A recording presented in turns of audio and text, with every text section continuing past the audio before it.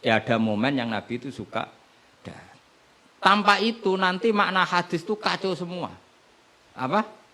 Kacau semua. Karena makna hadis itu otoritasnya itu terserah kita. Maksudnya terserah kita gimana? Misalnya begini. Awas rungokno, awas sekali salah setengah kafir. Maksudnya kafir swasta, betul kafir tenan. Bismillahirrahmanirrahim. Terus kula bolak-balik matur kitab niki niku namine Zubdatul Itqan, apa? Zubdatul Itqan. Niku diulangaken Sayyid Alawi teng Sayyid Muhammad.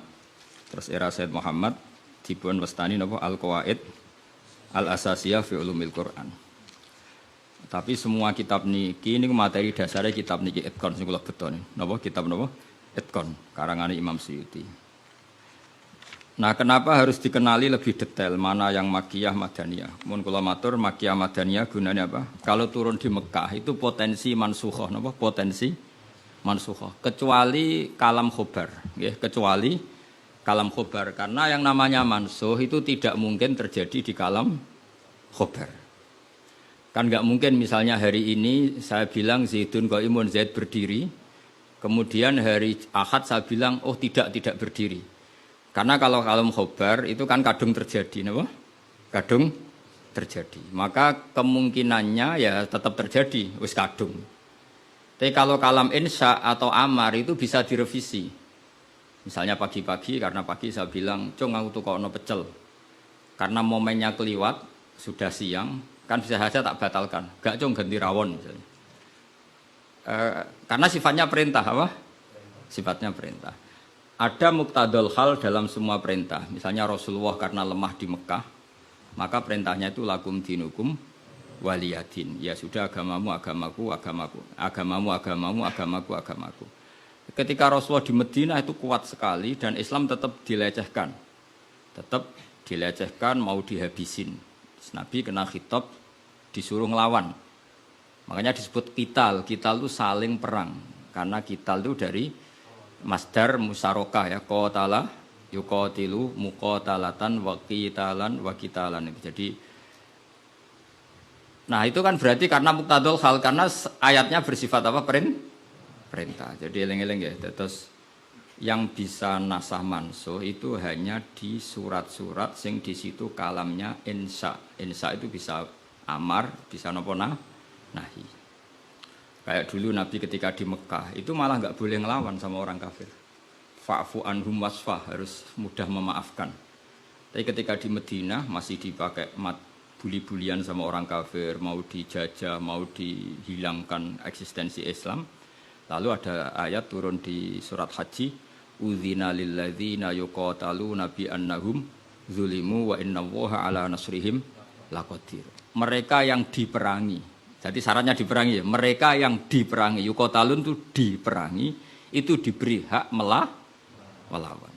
Tapi tentu harus diperangi dulu. Makanya di surat Baqarah istilahnya apa? Qatilul ladzina yuqatilunakum. Perangi mereka yang merangi kamu. Ada sebagian ayat redaksinya wa akhrijuhum min haitsu akhrajukum.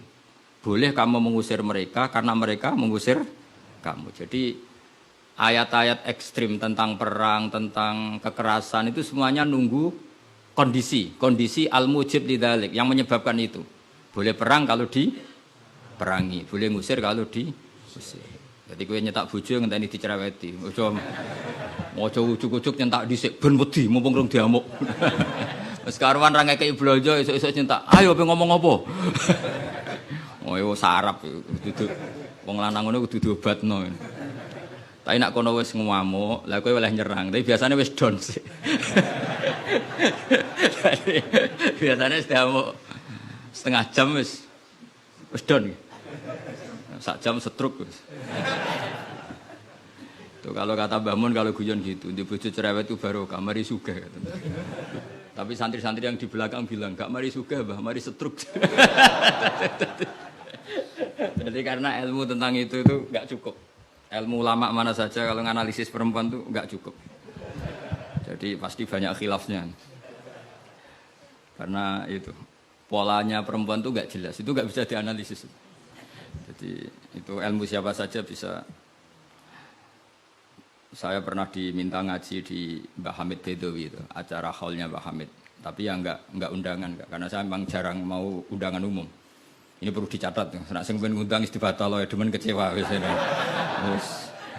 Pokoknya saya itu hanya mau pernah guru sama pernah sepuh. Itu saja sifatnya ada undangan. Saya datang terus karena saya datang terus ditunjuk disuruh ngaji, bukan undangan terus di banner itu. Kayak artis. Keribetan itu. Ya kayak seperti ini aja lah, ngaji sudah ngaji. Perempuan itu satu-satunya makhluk pangeran sing tahu membantah Kanjeng Nabi. Kalau bolak-balik cerita, jadi ning Quran ono ayat surat jadi surat Mujadilah. Tapi umumnya orang baca apa? Mujadalah. Sebetulnya itu secara nuzulul ayat lebih pas dia namakan Mujadilatun apa? Karena Mujadilatun itu isim fa'il pengganti fi'il mudhari' yang di ayat qad sami Allah qaulallati tujadiluka. Dadi allati ing wong wedok tujadilu kang bantah sapa lati. Nah, pengganti fi'il mudhari' itu di nahwu itu isim fa'il karena zamannya sama. Fi'il mudhari' zamannya hal dan istiqbal. Itu penggantinya hanya isim fa'il. Jadi kalau rajulun yadribu bisa diganti ad-daribu. Paham ya? Rajulun yansuru boleh diganti nasirun. Berarti kalau hiya tadribu bisa diganti doribatun. Makanya kalau maknanya ya qad sami'a teman-teman midanget sapa Allahu Allah qaulallati ing pengucapane wong wedok. Silailati tujadilu kang bantah sapa lati ka ing sira Muhammad. Fi zaujiha ing dalam babakan suamine lati. Watastaki lan nglaporno sapa wong wedok. Nglaporno Kanjeng Nabi. Jadi Nabi seumur-umurnya itu hanya dilaporkan oleh perempuan. Nabi lho nih. Ora trimo kiai Nabi itu dilaporno. Jenenge wong wedok menawa trimo bojo enteng. Wong Nabi wae dilaporno. Jenenge wong wedok Nabi wae dilapor. Dilapor ila wahi maring. Terus sempat terjadi debat. Makanya terusannya ayat wallahu yasma'u tahawurakum. Wallahu ta'awu yasma'u krungu sapa Allah. Tahawurakuma ing perdebatan sira loro. Itu perdebatane Nabi kalian perempuan itu. Muhawarah itu kalau dalam bahasa Arab itu perdebatan. Jadi muhadasa, muhawarah itu maknanya apa? Perdebatan. Makanya kalau orang latihan apa? Konversasi Inggris itu, conversation Inggris itu disebut apa? Muhawarah apa? Muhawarah. Muhawaratul lughat al-Injlisiyah, muhawaratul lughat al-Arabiyah. Itu debatnya itu wah luar biasa. Segamane Nabi kudu kalah wae muwara kekasih pangeran, musom-som wedok. Jadi khaulah iku wahyu. Pokoke ceritane kudu wahyu, gak oleh cerita elek. Khaulah iku wahyu.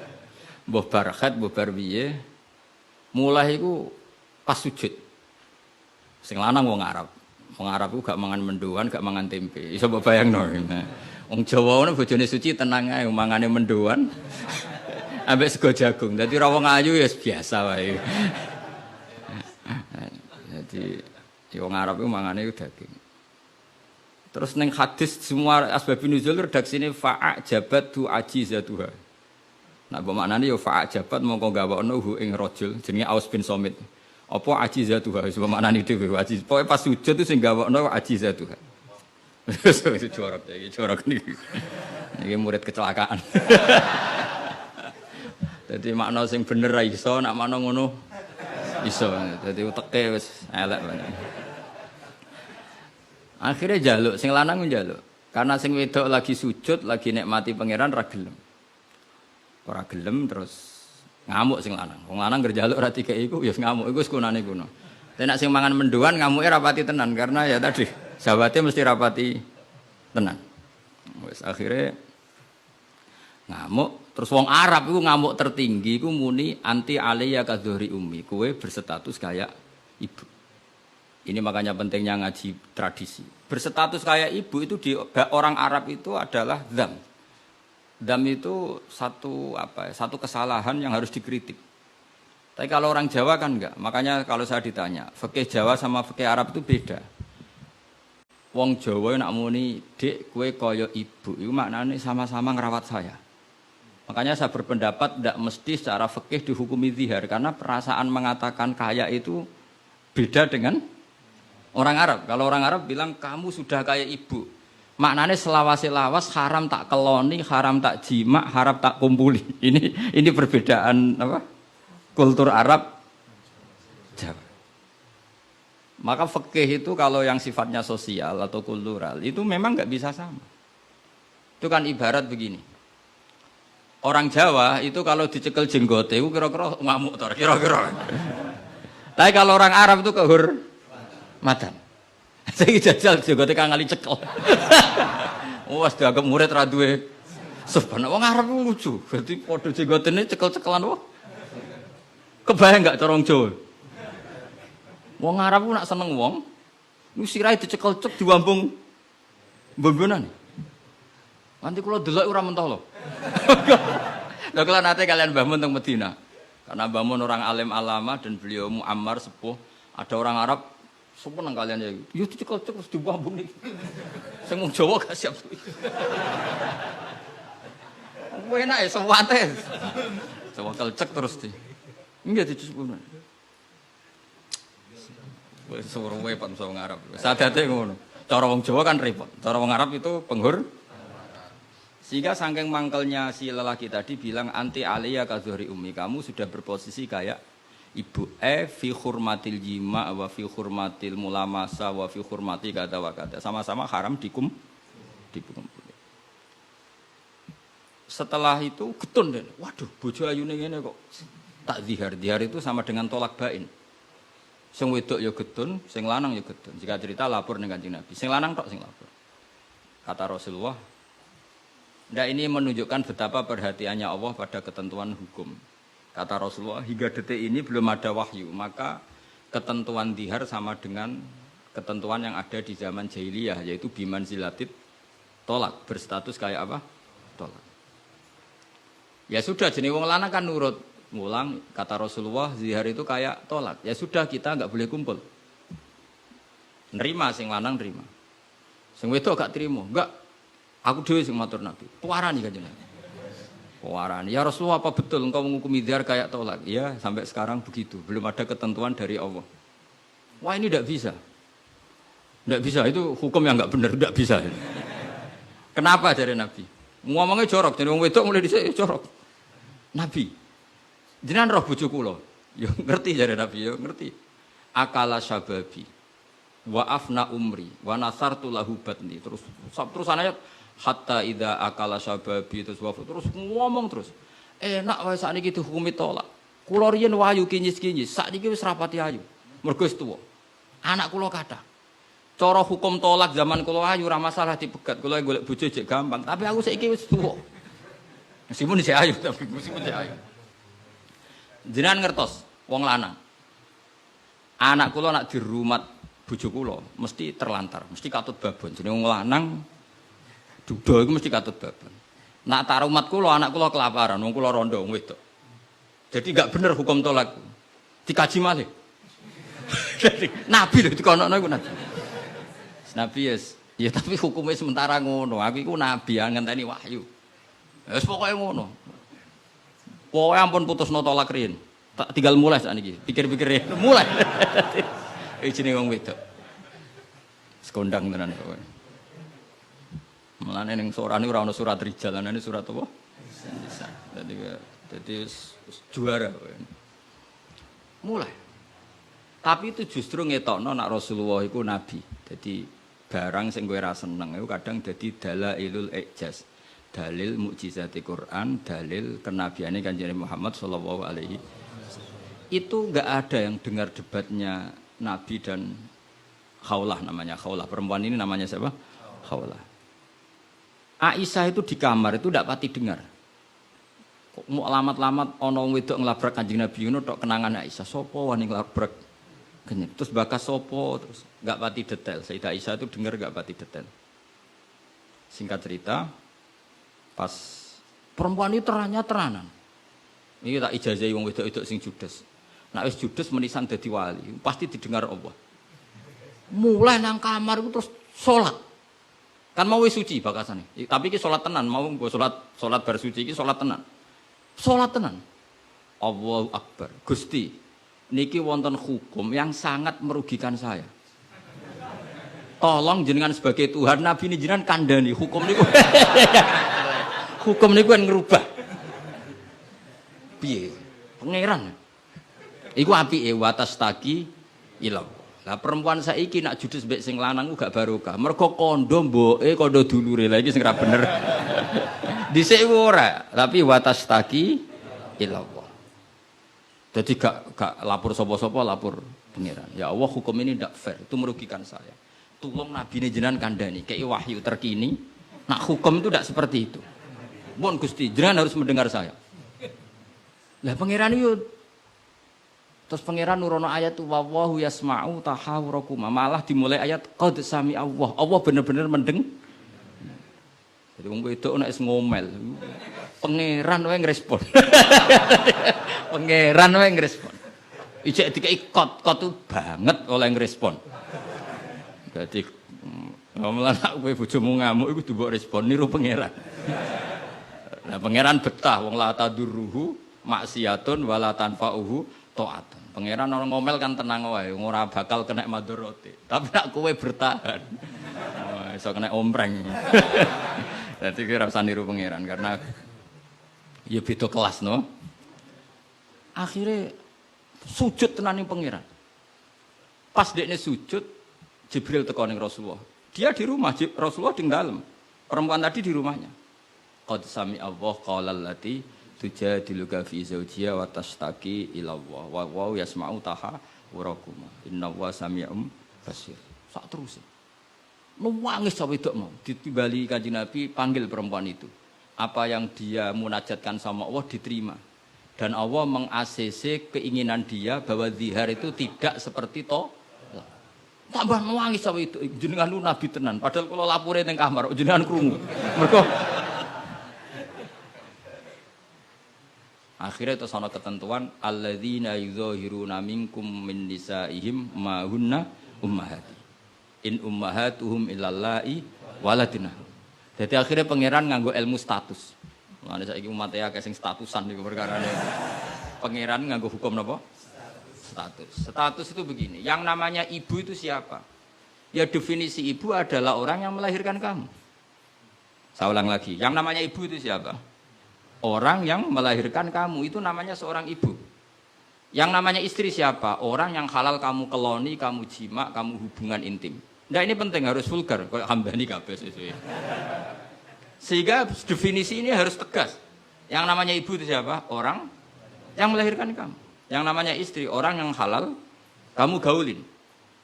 Asal pas gelem loh, nak ora iso kena rancangan KUHP. Penjara. Penjara. So ben itu mesti sing bojone ayu, sing akeh di penjara. Tak sing bojone elek kan gak ana pemaksaan ya. Jadi kowe kudu termasuk sing di penjara ben ketara bojone. Jadi kok nak disidang, kenapa kamu maksa istri kamu mau? Sing tahan mbek wong ayu sapa? Kan keren. Tapi misalnya di swidang bojomu elek merongos. Pertanyaannya hakim, ngono wae kok ora betah. Kan elek gitu. Kan gak pantas banget. Oh isin lho cara sidang ngono. Bojone wae elek. Bareng di sidang.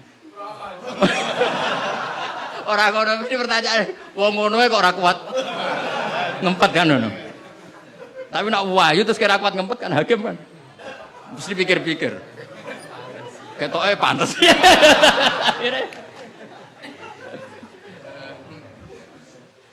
Tapi tak ulang lagi ya, ini fikih ya. Yang namanya apa? Ibu itu in ummahatuhum illallahi waladina. Mulane kan aji Quran sing tahqiq. Yang namanya ibu ya orang yang melahirkan kamu. Yang namanya istri adalah orang yang boleh kamu hubungan intim. Sehingga status ibu tidak bisa diistrikan, status istri tidak bisa diibukan. Maka karena ini penstatusan yang salah, saya ulang lagi, ini penstatusan yang salah, maka nggak perlu punya efek. Efeknya hanya dari segi sanksi kafaroh, bukan merubah status hukum. Hati-hati, awas kena salah. Neraka enak sekali. Sebab itu Allah lagi ngendikan wa innahum la yaquluna munkaram minal qauli Wazura menstatuskan istri sebagai ibu itu omongan sing ngelantur sing ora bener. Wong istri kok distatuskan sebagai ibu. Itu tidak bisa. Yang namanya ibu ya orang yang melahirkan, yang namanya istri orang yang boleh dijak hubungan intim. Ini kan enggak nyambung. Ya darani misalnya Hamdani semuanya ngene, Gus Bak iku muridku, yo stres wong ngomong ngono. Karena menstatuskan sesuatu yang enggak bener. Paham ya? Misalnya kue turunan Tunggul Ametung terus ngerasa oleh mulya timbang Habib kan ra bener wong tok Tunggul Ametung kok ape saingan nasab untuk Rasulullah kan wis ora bener. Sesuatu yang enggak bener itu enggak perlu didengarkan. Maka hukumnya apa? Ya ibu tetap ibu, istri tetap istri. Soal nanti karena kesalahan ngomong hanya disuruh bayar kafarah. Tidak otomatis istri berstatus kayak ibu yang haram dikumpuli selawase lawas.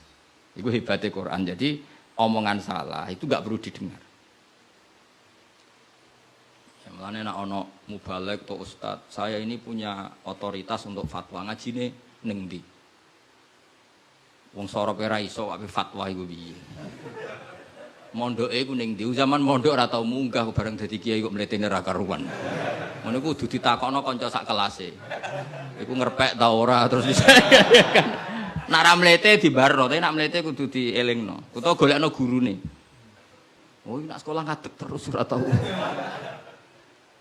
Karena Allah itu tidak ingin ya agama dibuat main-main. Agama itu jelas, aturan mainnya jelas. Jadi makanya in ummahatuhum illallai waladunahum. Yang namanya ibu ya perempuan yang melahirkan.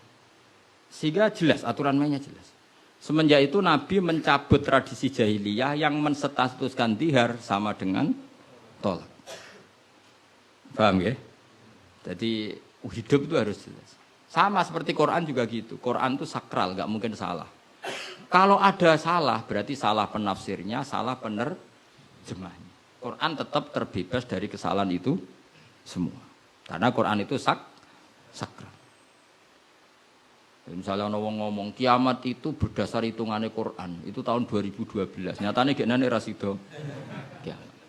Sampai kula sering tak SMS kanca-kanca kula sing kiai. Gus ngenteni kiamat teng pundi? Terus nang kene lho ning omahku mek ngopi ya. Kiamat kok. Ngono sing wedi yo akeh perkarane apa napa? Kiamat 2000 piro iki? 12. Nah, rencana aku ben sesuk. Wong ora melok gawe kiamat kok geger. Wong Rasulullah sing kekasih pangeran wae ndak dikasih tahu kapan. Israfil lho sing nggo trompet ngalor kidul. Kowe ora ngerti kok.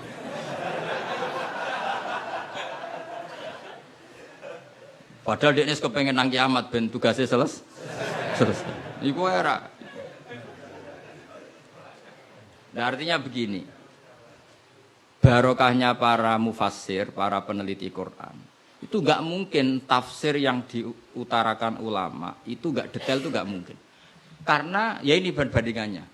Sayyid Muhammad sampai Sayyid Alawi, Sayyid Abbas sampai Sayyid Zaidi Dahlan sampai Syekh Khotib Minangkabau, saya semuanya itu detail sampai iki Quran iki turun pas Nabi teng dalem, iki Nabi pas tindakan. Iki Quran turun pas dalu, iki Quran turun pas rino. Dengan tradisi sedetail itu kan enggak mungkin salah dalam memaknai. Ora koyo kowe. Ning Quran ono kok ayat piro? Mbah lali pokoke ono. Lah ngono kok dadi mufassir piye? Juga lihat bantah-bantahan Bahsul Masail. Pokoke ono kitabe. Lah yo kitab apa? Jenenge wae lho lali. Kok halamane jenenge wae. Padahal ulama dhisik, ayat iki turun pas Nabi tindak. Turunnya pas bengi. Pas musim dingin, pas musim panas. Dengan pengetahuan sedetail itu, kemungkinan salah itu kecil. Jadi sampai dibakas. Al-Khadori wa Safari. Cara kowe kan gunane apa dibakas ning omah mbek. Wis ra bakat ngalim, ning teke wis elek. Sajane kan iso ditebak, misalnya ngene, kowe tukaran mbek bojo ge apan? Setengah tahun sangka kawin iki salamat. Umur-umur bulan madu kok wis tukaran. Tapi nak kowe sering tukaran mbek bojo sering jog pira bar 10 tahun. Normal iku. Jak melarat 10 tahun wis bosen. Dadi pancen wis wayahe brontak. Kan orang kan bisa diukur ngamuke kapan. Misalnya aku bertukaran mbek bojo, Gus. Lah kawin perang dina seminggu. Wah, salamat. Al bidayah lahian ya wong kawitan umur-umur bulan madu kok wis tukaran. Tapi nak bar 10 tahun itu kesunatan cara kowe. Sing kuat dijak melarat. 10 tahun iso. Nak kuat ya bojomu kelainan, wis kelainan. Jadi iso diukur, tunggale nyai. Nyai semangat. Iku mesti nyai pertama setahun 2 tahun. Nunggu wis suwi mesti wis biasa. Perkara wis bosen, semua keinginannya agak kesampaian. Pas latihan kiai kan bayangno masyarakat nurut kabeh, ngaji kabeh. Bareng puluhan tahun masyarakat tetap biasa-biasa wae. Sesuai kan style kendo. Jebule padha wae. Nek semangat pertama mesti semangat. Nah takon imam masjid itu semangatnya mau pirang bulan. Buang den istiqomah jamaah, jebule reaksine tetap soft awal tok. Tambah istiqomah tetep ae soft awal, malah kadang merotoli. Sesuk mesti mikir, tak rewangi ngene yo. Reaksi publik ya pancet, sesuk mengendorkan diri. Akhirnya gawe wakil. Ya wakil sesuk mulai dimami santri ya sesuai santai. Iku sing bener, mulai bener ya iku. Mergo tambah semangat mesti tambah kecewa, ora kok tambah. Makanya itu uniknya Quran, ketika Rasulullah terlalu semangat itu malah mbek pangeran didhawuhi la'allaka baqiun nafsak. Muhammad kowe aja terlalu iku menggebu-gebu oleh dakwah. Mergo untuk iman ora iku wis iku urusanku. Sementing kowe dakwah standar wae. Aja sampai baqiun nafsak rusak awakmu dhewe. Tapi nak kanggo kiai pemula enggak baik niru saya. Saya itu terlalu rileks. Kiai pemula cek semangat ben duwe status mong. Nah, kalau kan statusnya saman lah. Semangat terus mohon aman lah pokoknya. Jadi akhirnya pangeran itu sakit kanjeng Nabi karena terlalu apa? Tapi itu justru nunjukno Rasulullah betapa sangat mencintai umatnya. Beliau tersiksa kalau orang tidak dapat hidayah. Sampai la'allaka baghiun nafsak, sampai kata mufassir muhlikun nafsa. Nabi hampir tarodda anil jibal. Sampai pernah berencana cuek lah. Sampai Allah dikandani, sudahlah masalah hidayah itu saya.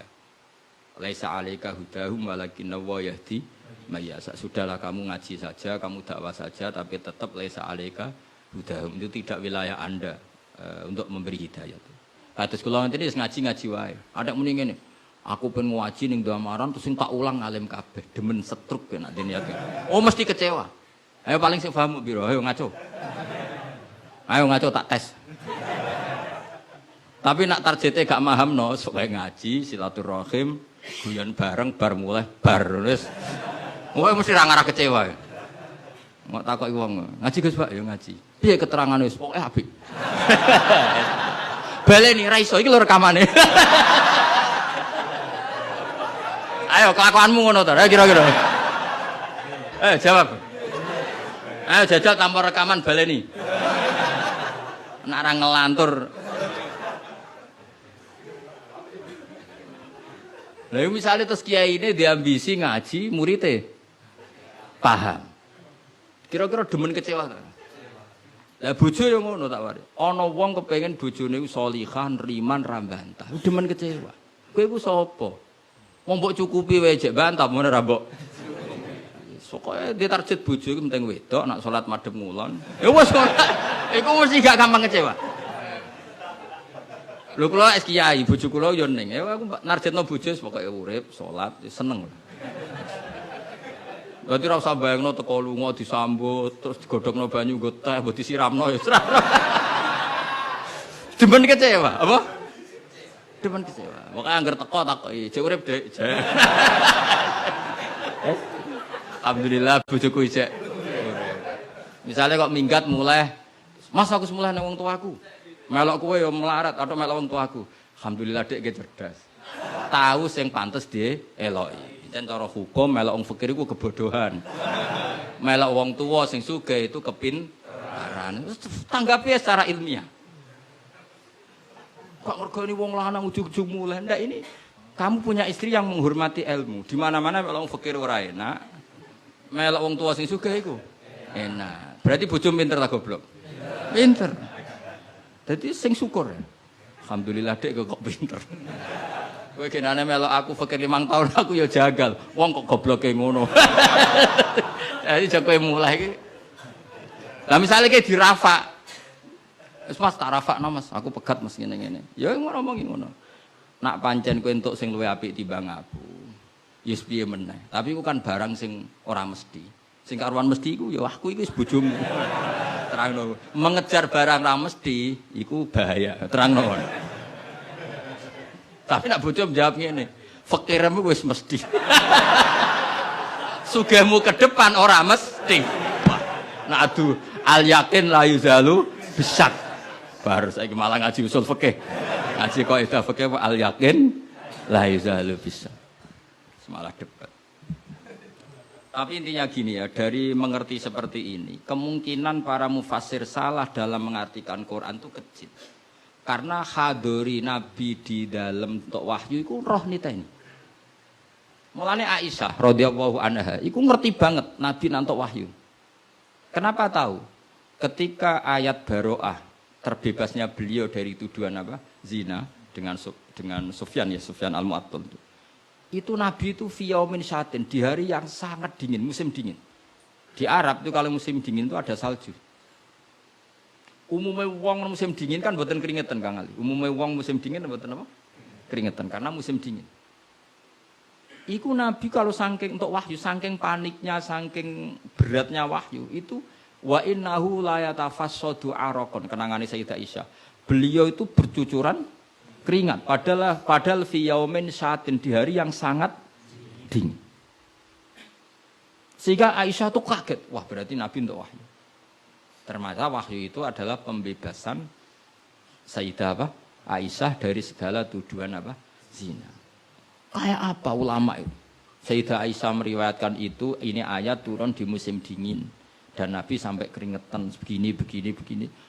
Jadi detail peristiwanya tentang hadisul ifki. Rawinya seorang Sayyidah Aisyah di rumah Abu Bakar, ditunggoni ibunya Umi Ruman. Itu detail. Kesalahan itu kecil sekali. Bayangkan kalau tafsir itu diomongkan orang sing pokoknya ono ayat piro borar roh. Bareng roh wis terjemahan. Sing nerjemah dhewe ra wong alim. Sing umate akeh ya wong bodoh kabeh anut. Terus otoritasnya itu di mana? Bayangkan ulama dulu wis alim, diuji oleh orang alim, dia murid alim, dikontrol oleh orang alim. Imam Bukhari itu diakui orang alim setelah diuji 100 ulama ahli hadis. Itu lagi lolos. Saiki ora, wong bodoh kabeh ngaji, iku niate ngaji mau golek barokah, ora golek paham. Mergo wis ngerti nek ora bakal paham. Dadi akhirnya ya realistis ae. Takoki kenapa ngaji sing untuk barokah. Semangkone kok nguri ora paham. Mau kenangane ngajine rame, wis ngono tok. Mbak Kasapo mbah kok nguri rapati krungu.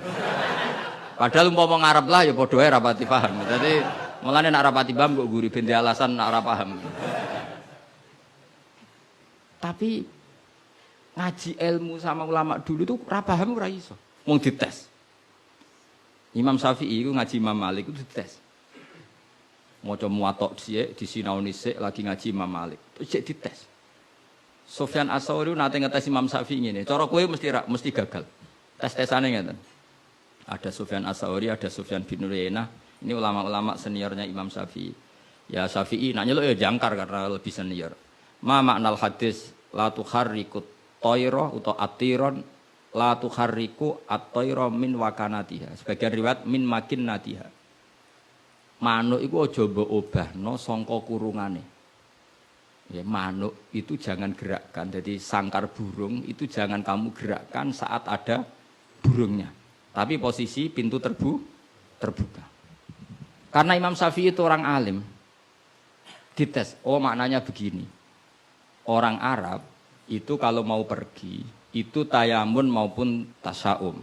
Jadi kalau burung di obano kurungane kok terbang ke kanan, maka perginya mubarak baik. Tapi kalau digerakkan burungnya terbang ke kiri, maka pergi ini buruk. Nabi melarang itu. Nabi melarang umat Islam punya penyakit tatoyur. Tatoyur itu apa? Menggantungkan nasib dengan toirun, burung. Makanya di surat Yasin apa? Innama toirukum ma'akum. Jadi apa? Paham lagi ya? Jadi orang Arab itu apa? Cara wong Jawa itu apa? Adu nasib, mengundi nasib. Kalau orang Arab pakainya apa? Burung. Nah, wong Jawa kan cecek. Misalnya cecek ceblok. Wah, alamat elek ra sida lunga. Padahal sing mesti kan ceceke hati-hati, iku sing mesti nganti. Tapi wong Jawa nafsire kan cecek ceblok, iku berarti celaka ya. Sing celaka ceceke ta wonge sing ape lunga. Tapi cara Jawa ora ya. Ape lunga ana cecek ceblok gak sido jare alamat apes. Padahal cecek tiba semesti kan siji gak hati-hati. Nomor loro iso wae dene latihan jumping. Ane latihan uji apa? Uji nyali. Nah itu Imam Syafi'i itu paham betul. Adatul Arab itu kalau mau pergi itu menggerakkan sangkar burung yang ada burungnya, kemudian kalau terbang kanan alamat baik, kalau kiri alamat buruk. Lah Rasulullah itu melarang itu. Makanya terus ngendikan la tuharrikut tayra min makin nadiha. Akhirnya terus kata Sufyan bin Uyainah, ya Aba Abdillah, qad analaka antuftiya, kamu sekarang berhak fatwa karena sudah alim. Terus sing ditakoki kowe, aja geman ya manuk mbok obah-obahno. Kurang penggawean tas pundi. Karena uteke wis ora sambung. Ya cung aja geman manuk ning kurungan mbok obah-obahno. Mesti jawab sampean, kurang penggawean tapi kok manuk apa? Tapi Imam Syafi'i tahu betul maknanya adalah apa? Rasulullah tidak ingin orang menggantungkan nasib dengan pergerakan burung. Dan itu adatnya orang Arab dulu-dulu. Makanya no inna tatoyarna. Jadi tatoyur itu maknanya apa? Menggantungkan nasib dengan melihat arah terbangnya apa? Burung. Mulane diarani toir. Toir itu dari kata toirun, apa? Burung yang terbang. Pun kalau terus nanya. Jadi kalau sampean tanya kenapa ini dipelajari Khadori, Safari, Laili, Nahari, Saifi, Sitai dengan otoritas seperti itu maka kemungkinan ulama salah itu kecil karena detail. Jadi misalnya gini, Rasulullah itu suka dahar daging. Ya sudah, kita tafsirkan hanya ada momen di mana Rasulullah itu suka dahar daging. Rasulullah itu sering lapar, ya maksudnya ada momen yang Nabi itu milih lapar. Rasulullah itu suka dahar. Ya ada momen yang Nabi itu suka dahar. Tanpa itu nanti makna hadis itu kacau semua. Apa? Kacau semua. Karena makna hadis itu otoritasnya itu terserah kita. Maksudnya terserah kita gimana? Misalnya begini. Awas rungokno, awas sekali salah setengah kafir. Maksudnya kafir swasta, bukan kafir tenan. Enggak, coba misalnya begini. Enggak, ini saya bedai. Wes akang alillah alhamdulillah. Ittaqu waha. Ki namane iki coba ndak jawab saja. Ittaqu wedya sira kabeh. Takutlah sama Allah. Dengan cara apa coba? Wah, aku mbek Allah wedi terus kabeh melayu menghindari Allah. Tapi lafaz yang sama dipakai ittaqun nisa, takutlah sama perempuan, sama istri. Serius, wis takut ora usah dikongkon wis takut. Ada lagi misalnya nyuwun sewu ittaqul hayyah, kamu takutlah ular. Ittaqul faqra, takutlah sama kefikiran. Sama-sama kalimatnya takut, tapi tetap proporsional sesuai makna yang terkait. Ittaqullaha bitaat, takwalah Allah dengan melakukan taat. Justru takwa kepada Allah itu kita harus menuju Allah. Ya saya ulang lagi ya. Takwa kepada Allah itu justru harus menuju Allah. Sehingga monggo mriki. Tafadhol mriki. Mboten niki sami. Iya, saudara antum ini. Ya saya ulang lagi ya. Lafaz itu akan proporsional sesuai konteksnya. Dan ini para pendengar harus tahu. Misalnya saya ulang lagi ya. Ittaqullaha, takutlah kepada Allah. Apa artinya kita menghindari Allah? Kalau kamu takut ular, takut perempuan cantik, kena fitnahnya harus menghindar. Kalau takut Allah, kalau menghindar kan malah salah. Makanya di Quran ada ayat gimana? Wa dzannu alla malja'a minallahi illa ilaih. Ada 3 sahabat yang melakukan kesalahan, yaitu takhalluf anil jihad. Beliau terlambat mengikuti perang Tabuk. Singkat cerita dineng Kanjeng Nabi sampai 50 hari. Semua sahabat diperintahkan Nabi jangan omongi dia. Hujron dineng. Sehingga ketika dineng itu mereka sudah selesai hidupnya. Ini disebut wa alas salasatil ladzina khulifu hatta idza daqat alaihimul ardu bima rahubat wa dhannu sak terusé itu sampai wa dhannu alla malja'a minallah illa illah. Ketika dineng Nabi, dineng sahabat, wah entek uripku. Bareng ngrasa entek uripe terus beliau iktikaf di masjid, bahkan menyancangkan diri, mengikatkan diri di tiang apa? Masjid. Dan dia berjanji semua hartanya diamalkan, semua hidupnya diibadahkan. Dan dia mengira sudahlah saya tidak bisa lari dari Allah kecuali menuju Allah itu sendiri. Jadi unik kan, takut Allah itu artinya apa? Justru harus mendekat. Kamu takut kiai, semua kiai kita hormati. Kita hormat sama Mbak Arwani, Mbah Mun, hormat sama Mbah Hasyim Asy'ari. Tapi hormat kita, takut kita malah kalau ada kiai ngaji kita mendekat. Tapi kalau takut ular kubra, harus lari. Nah, sama-sama kalimatnya takut. Nah, bayangkan kalau makna di Quran seperti ini tidak oleh ahlinya, betapa salahnya. Sama-sama kalimatnya takut. Nah, tapi dengan banyak pengetahuan yang musalsal ila Rasulillah sallallahu alaihi wasallam, kita tahu proporsi ittaqun nisa kayak apa, ittaqullah kayak apa, ittaqul hayah kayak apa. Cinta juga gitu, cinta kepada Allah kayak apa, cinta kepada Rasul kayak apa, cinta kepada perempuan kayak apa, cinta pada teman kayak apa. Semuanya redaksinya juga hub, mahabbah. Tapi orang akan proporsional.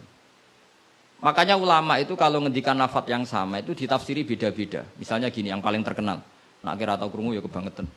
Inna waha wa malaikatahu yusholluna 'alan nabi. Wassalat minallah ar-rahmah wa minal malaikah istighfar wa minal adami tadarruun wa du'aun. Coba, Allah itu kan di atas Rasulullah Muhammad. Apapun hebatnya Kanjeng Nabi kan di bawah Allah. Berarti Allah di atas Kanjeng Nabi. Maka ketika ada ayat gini, Inna waha saat temennya Allah Ta'ala yusolli misalnya. Maca sholawat sapa Allah. Mosok macane sholawat Allah muni ngene. Allahumma sholli ala Muhammad. Lho Allah dhewe kok muni Allahumma terus piye kan gitu. Paham nggih? Tentu redaksine Allah ya usolli ala Muhammad. Saya menambahkan rahmat kepada ya langsung jadi usolli ala Muhammad azidu alaihi rahmatan. Saya menambahkan dia tak kasih rahmat. Wa minal malaikati istighfarun. Ketika seorang malaikat disebut membaca sholawat kepada Nabi, artinya malaikat memohon kepada Allah supaya menambahkan sholawat atau istighfar. Nah kita ini kan wong sombong. Kita semua ini nak wong sombong, nak dongakno Kanjeng Nabi, wong kowe dhewe nasib ora jelas kok dongakno wong sing jelas. Ya demen diguyu malaikat. Ya Allah, tolong ya Rasulullah itu jenengan sakake ini nak ora bahaya kafir iku coba. Maka ketika kita baca sholawat kepada Nabi itu bentuk tadarruk kita, bentuk DPDP kita. Ya Allah, jasanya Nabi yang begitu banyak, saya tidak mungkin membalasnya. Sehingga urusan balas membalas budinya saya pasrahkan jenengan. Sehingga sholawat dari kita itu pengganti doa jazallahu anna Muhammadan bima huwa ahlu. Balaslah ya Allah Rasulullah Muhammad dengan status yang beliau miliki. Karena kita ini utang jasa tapi tidak berkutik mau balas pakai apa. Sehingga sama-sama sholat. Minallah maknanya pemberian. Dari malaikat maknanya istighfar. Dari kita maknanya tadarruk. Semuanya katanya sholat. Jadi makna itu pasti ada proporsinya. Ada apa? Proporsi. Dan itu lama tahu. Sehingga kemungkinan salah itu kecil karena dari awal dianalisis tadi ada ayat khadoriyah, safariyah, lailiyah, nahariyah. Sehingga detail. Nah, barokahnya ngaji ini kamu kemungkinan mufassir ulama dulu salah itu kecil sekali karena tadi terhitung. Bahkan per kalimat itu terhitung. Sampai ada guyonan ulama kalau kamu ingin tes doktor tafsir. Itu ada satu kata, sak kalimat, ora sak kalam, sak kalimat yang diturunkan Quran. Itu ketika ada ayat wa kulu washrabu hatta yatabayyana lakumul khaytul abyadu minal khaytil aswad. Dhisik waqaf. Minal aswad itu waqaf. Sehingga sahabat itu kalau bulan Ramadan, kalau malam-malam dulu kan tidak ada listrik. Itu di pintunya Kang Ali, di pintunya itu dikasih benang hitam sama benang merah. Jadi agar jimak bojone didelok. Orang ketok aja oleh berarti kan gitu.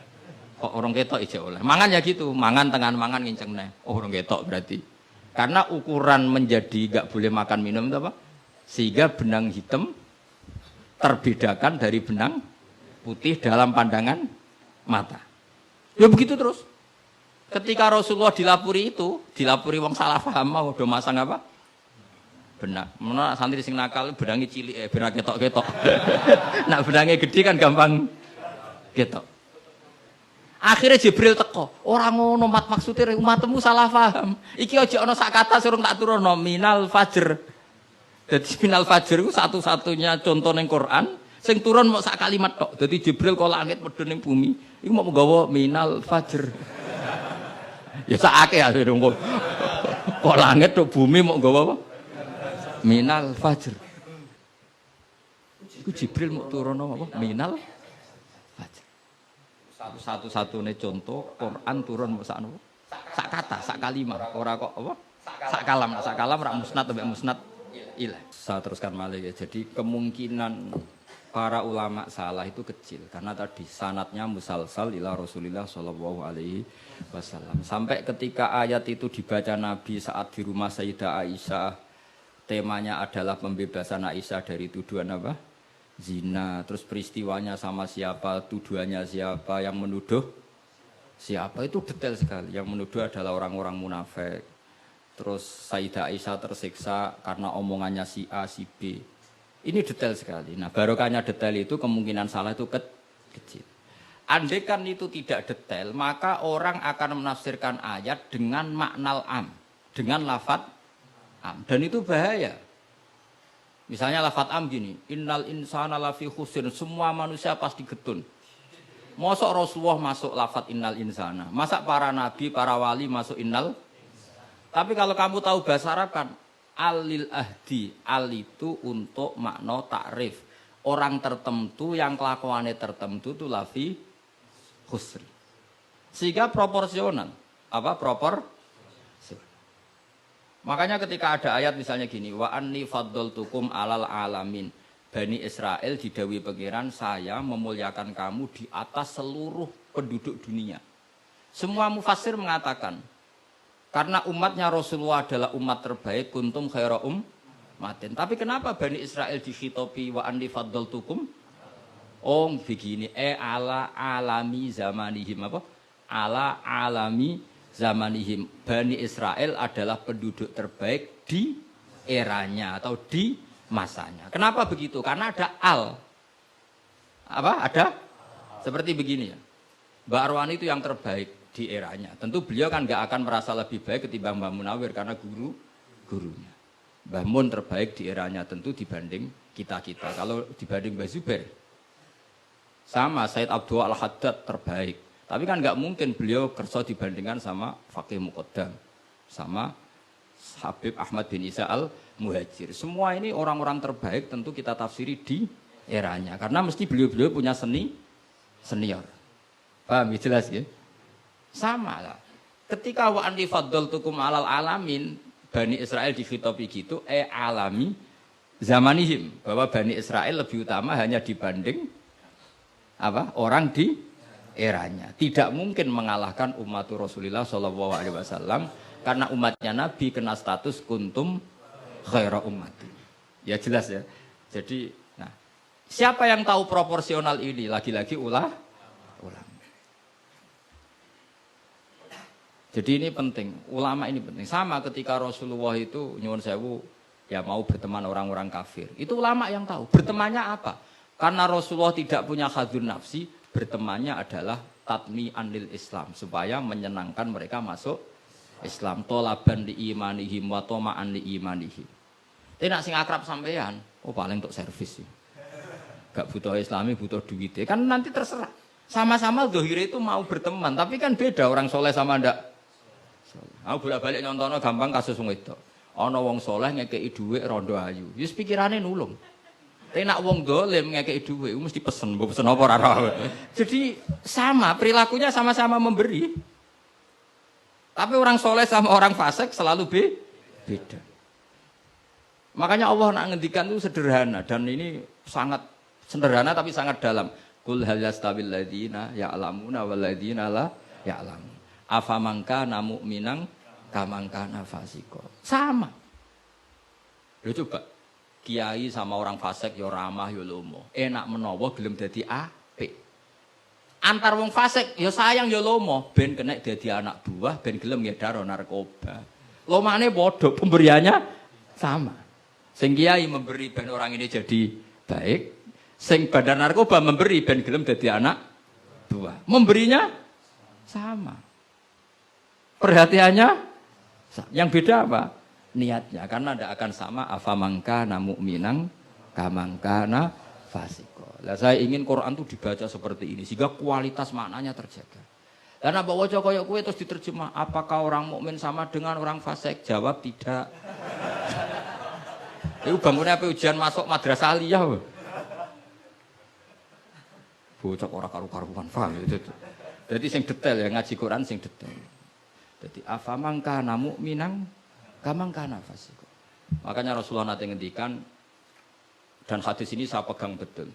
Jangan geman salah faham sama orang soleh yang alim. Karena motifnya pasti kebenar, meskipun dohirnya salah. Terus Nabi ceritakan, Habrun min ahbari Bani Israel. Dulu itu ada orang alim dari Bani Israel. Itu orang soleh sekali, alim sekali.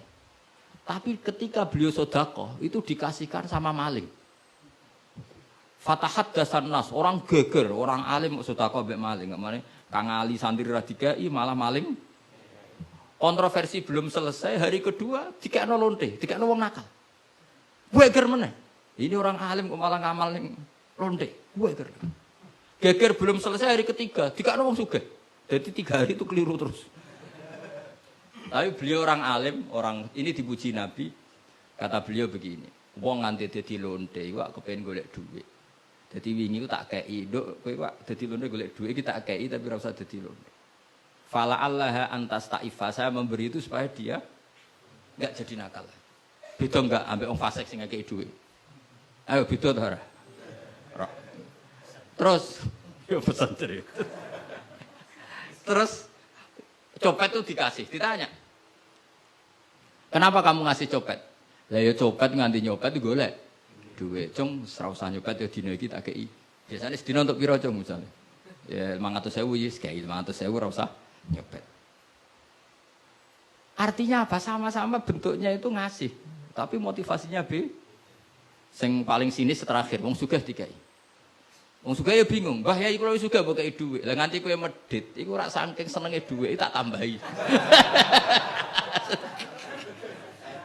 Akhirnya isen sugih. Makanya masyhur itu. Jadi artinya gini loh, wong alim ora iso dipadakno wong. Makanya ketika Rasulullah SAW berteman dengan Nasara Najron, sampai Nasara Najron sowan ke Nabi konsultasi tentang agama. Terus bagian riwayat Nabi menghormati mereka.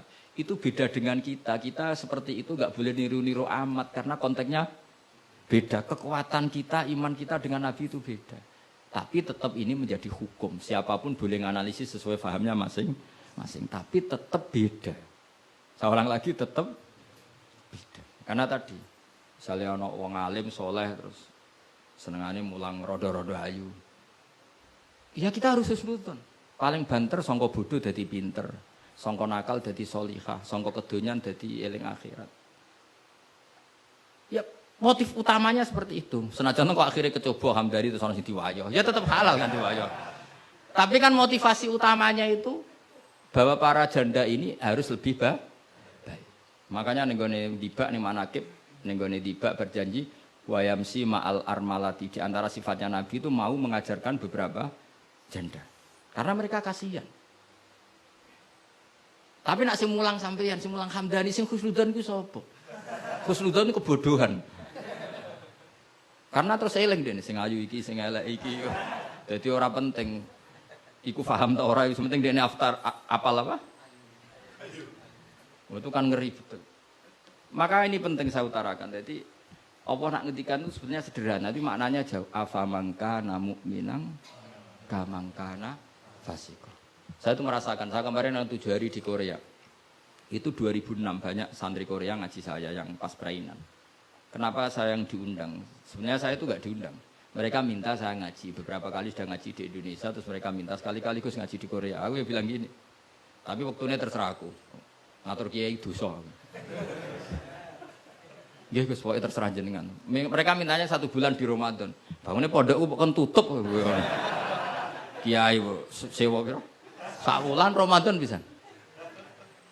Akhirnya saya minta seminggu saja. Uniknya apa setelah saya di Korea? tahun 2006 tuh Kang Ali Imron itu mereka ngaji saya di Jogja. Delalah saya pas nerangkan ayat ya ayyuhalladzina amanu alaikum anfusakum la yadurrukum man dhalla idza tadaitum. Wahai orang-orang yang beriman, jaga diri kamu secara baik-baik. Setelah kamu menjaga kebaikan kamu, setelah kamu menjaga iman kamu, setelah kamu menjaga konsisten istiqomah kamu, la yadurrukum man dhalla idza tadaitum. Orang sekeliling kamu sesat enggak masalah. Kamu hidup di Jakarta enggak masalah, di Hong Kong enggak masalah, di Thailand enggak masalah. Sementing kesalahan kamu terjaga. Itu mereka terinspirasi. Itu satu-satunya ayat Gus yang menjadi kita nyaman hidup di Korea. Ustadz-ustadz di sana merasa nyaman. Enggak apa-apa kita dikepung orang ateis, dikepung orang macam-macam. La yadurrukum man dhalla idza tadaitum. Akhirnya dikenang. Nasihat saya itu dikenang. Akhirnya mereka sepakat ngundang saya semua guru-guru terus tak ijazahi itu. Ya sudah, Korea itu bumi ateis. Bumi di sini tuh nangis semua karena lama enggak dipakai sujud. Padahal lakal hamdu mil'us samawati wa mil'ul ardi. Bahwa memuji Allah itu harus memenuhi langit dan memenuhi bumi. Nanti kalau orang Korea enggak ada orang Indonesia, bumi ana sing lodang. Jadi didelok malaikat kok dhuwur, ini kok lodang karena enggak ada yang sujud. Tapi baru kayak dikepung TKI 49.000. Dan itu separuh lebih sholat. Sholatnya keren pisan, kadang ning Thailand, kadang ning gone. Karena kalau pas kerja itu waktu sholat disamakan waktu jeda 5 menit ke kamar mandi. Jadi rata-rata sholatnya itu pas di kamar mandi. Lucunya kalau mereka sedang baik nawani gini, apa tak belikan patung juga? Karena pernah ada orang TKI sholat itu diincengin ngisor. Mereka aneh, ada sembahyang kok tanpa patung. Karena taunya mereka ya namanya sembahyang pakai patung. Jadi betapa mereka enggak kenal sekali sama Islam. Dan itu pertama kenal barokahnya orang-orang Indonesia. 49.000. Nah sekarang udah bikin masjid, udah apa, terus ada yang ngontrak masjid. Jadi masjid itu unik. Kadang lantai 1 gereja, lantai 2 bar, lantai 3 masjid. Jadi saya pernah ngaji bab itu mau ke masjid ngelewati gereja dulu. Jadi masjid gambarnya salib. Karena yang di bawah itu gereja. Lewat situ. Lantai 2 bar. Bar itu lantai 3 masjid. Kadang balikannya masjid dulu, bar. Jadi ya nguji iman betul. Teman saya ada yang cerita, saya pernah Gus mau ke masjid, lantai 2 bar sudah masuk setengah. Ke masjid apa di sini aja ya?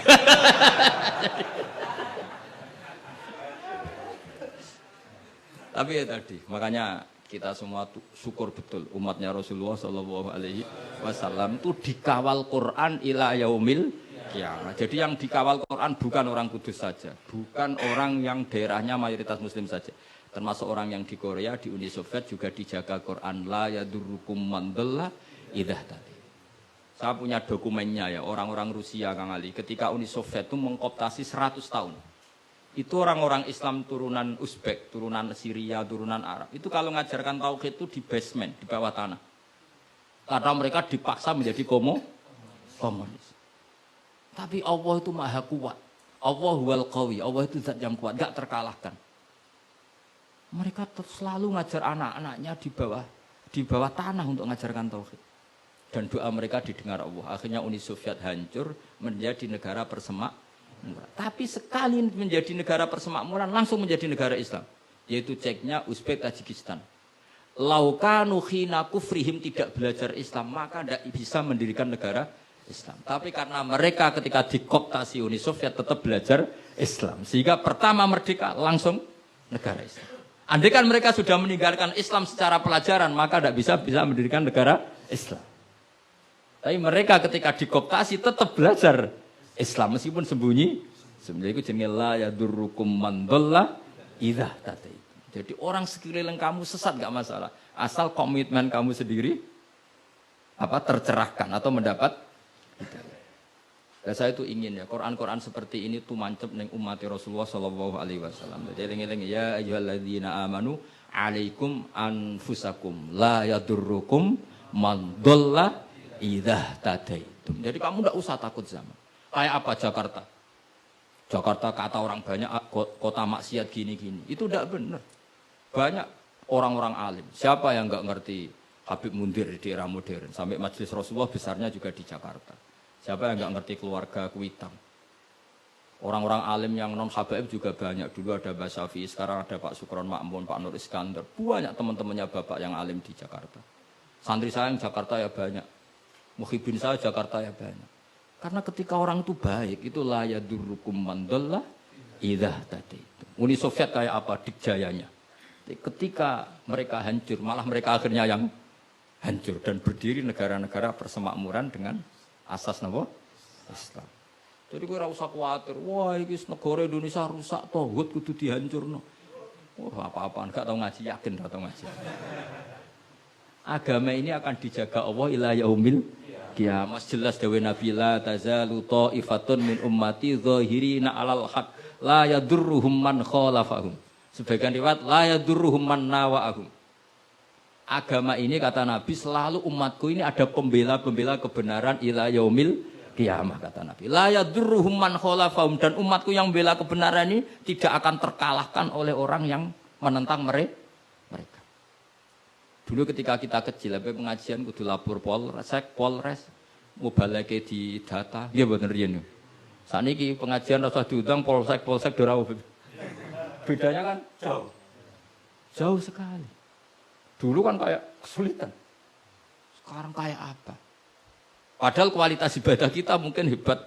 Tidak mungkin, mesti hebatnya wong dhisik-dhisik. Tapi agama ini dijaga Allah. Nah cara kiai-kiai sing tasawuf dhisik digawa Imam Ghazali, Syekh Abdul Qadir Jilani. Iku agama mlaku. Berhubung agama diurusi pangeran, saiki digawa mudin ya mlaku. Mergo sing ngurusi pangeran. Cara sing ngurusi manusa agama iki wis tutup. Mergo sing gawa trimo mudin. Tapi berhubung dijaga pangeran, sing gawa rodok-rodok pidol wis tetep mlaku. Jadi Hamdani wis tetep mlaku. Ya memang Allah Ta'ala sudah janji la tazalu ta'ifat. Ini dawai kanjeng Nabi. Dawai kanjeng Nabi tentu semakna dengan wahyu. Karena apa? Wa ma yantiqu 'anil hawa in huwa illa wahyu yuha. Jadi dawai Nabi la tazalu ta'ifatun min ummati zahirina 'alal haq la yadurruhum man khalafahum. Jadi umatku akan selalu ada yang membela kebenaran dan tidak akan terkalahkan oleh yang menentang. Tapi syaratnya tadi loh ya, syaratnya seperti di Quran tadi, idza tadaitum. Kalau di Kudus bar bisa rame, tapi nyatanya pengajiannya Ki Saroni ya bisa rame. Artinya kebenaran sebenarnya nggak pernah kalah. Coba saya sekarang hitung saja. Konser dangdut sama sholatnya Habib Syekh, pendatangnya banyak mana coba? Tetap menang Habib Syekh. Sekarang orang yang di bar sama ngaji Jumat pagi banyak mana? Banyak banget. Artinya kebenaran itu selalu menang. Lah repotnya kadang sing nggo kebenaran itu hitung-hitungan. Tak rewangi ini untuk apa? Itu mulai masalah. Kalau yang bawa saja sudah ada ikhlas itu mulai. Asal yang bawa ikhlas, insya Allah tetap menang. Gitu. Dong tuh paham ya, orang usah tersinggung ya, biasa wae ora usah. Jadi artinya Allah menunjukkan kebenaran kan sesuatu yang enggak menarik itu sebetulnya. Kok menarik piye dong kiai ini wis lanang jenggoten. Brewoken, anak dulu artis kan karuan sing disawang ayu.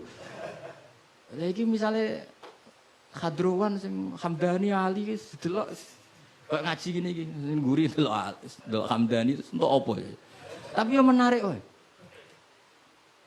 Ya coba Vatikan, saya punya teman itu pernah main di Vatikan. Itu kan menarik, ada gondola, orang Eropa itu cantik-cantik, katokan cekak. Wajar lah kalau menarik. Tapi masih kalah dengan Ka'bah. Ka'bah wis kotak, pinggire wong brewok jobahan. Tapi wong mukjizat. Iku wong ya wedan tenan mara Ka'bah. Edan itu seneng banget, ora edan basa Jawa, basa Arab. Cara wong Jawa nak darani seneng banget itu basa apa? Coba. Justru itu ketok mukjizate Ka'bah. Lah iya kalau orang ke Vatikan kan menarik wajar kan akeh wong ayu, terus sungainya indah.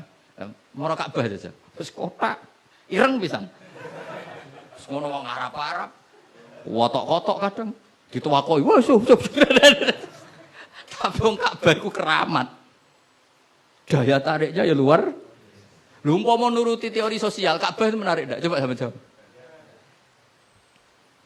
Justru iku keramate. Kiai yang ngono, wis watuk nak mulang ra enak. Wadang mulang saking sepuh sidang itu. Tapi sing ngaji yo wae.